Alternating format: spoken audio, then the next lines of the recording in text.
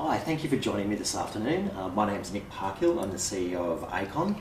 What I was hoping we could have a bit of a chat about this afternoon is issues around LGBTI ageing and what your position is, or your party's position is around some of those issues. I think it's absolutely true that HIV positive people and lesbian, gay, bisexual, transgender and intersex people experience ageing pretty similar to the rest of the community, yet there are some issues that are really quite different. Social isolation, experience in ageing facilities, the introduction of homophobic environments and things like that, which can really kind of cause a lot of unrest and ill health for members of our community. I just was really keen to hear what your position is on these issues and what you think your governments might do or you might do in response to these issues. Thanks very much. I guess for me, as the Greens candidate in Newtown and as a representative of the Greens, one of the things that the Greens recognise as a key need to address is the issue of stamping out discrimination within aged care services, nursing homes, and parts of the community where traditionally they might have had traditional values, that instead what we need to be doing is say, how are we actually engaging in the proper training in those community services that are provided for people living, accessing aged care.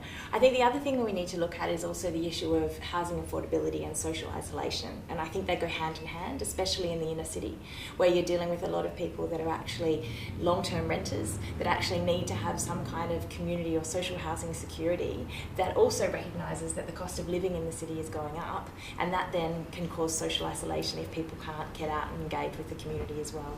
So the Greens are really committed to making livable cities, and I think from that point of view there's actually a longer term commitment around recognising that means integrating people that have lived in the city for a long time and ensuring that as they get older they can continue to live in the community and afford to be a part of the community that they've always been a part of. Right, thanks.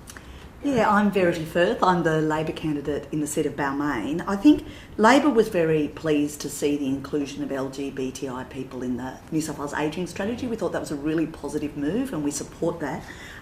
Like Jenny, we believe that particularly in the inner city there are real issues around being able to stay in the inner city as you age, and that's for everyone, but particularly for gay and lesbian people. There's a pink dollar myth that we were talking about before. In fact, the proportion of gay men 45 and over in low and very low income brackets is in fact higher than heterosexual men, which people don't realise. They're often a high rental population as well, and people need to age in their communities. We know that's important for their self-worth and sense of well-being. And as well, the big issue for ageing in place and ageing communities in the GLBTI community is that 44% of all people living with HIV will be 55 and over by 2020. So we do need specialist services focusing on HIV, particularly amongst older gay communities, and that's something that the Labor Party also supports. Fantastic. Right, thank you. I'm Alex Greenwich, the independent member for Sydney.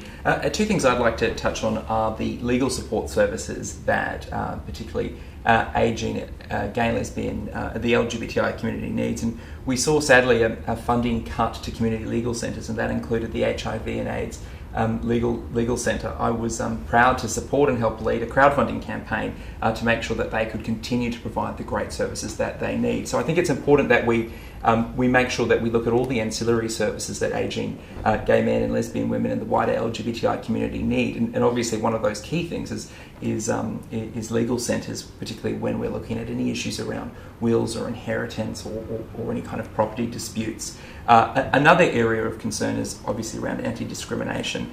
We know that we're moving into a process of outsourcing home-based care.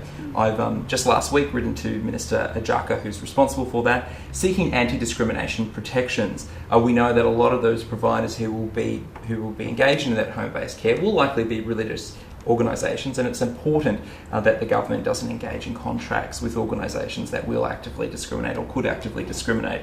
This was a concern of mine with the NDIS enabling bill, and I was able to get those protections secured during that process, again with Minister Ajaka. So I'm hoping that will come across into home-based care, and I think that it's important that we realise that throughout our community younger members of the LGBTI community also have a real responsibility to look after our elders, those people who fought battles for us that we can only imagine. So I think that's something that all of us in our community can always be cognizant of. Absolutely. Social engagement and inclusion Absolutely. is critical. And I think our community has demonstrated that we're very good at doing that and supporting our own. However, assistance along the way and partnerships to help us do that is really great. So thank you all very much for your comments today. It was great to hear them, and best of luck for the month of March. Thank you very much. Thank you. Cheers.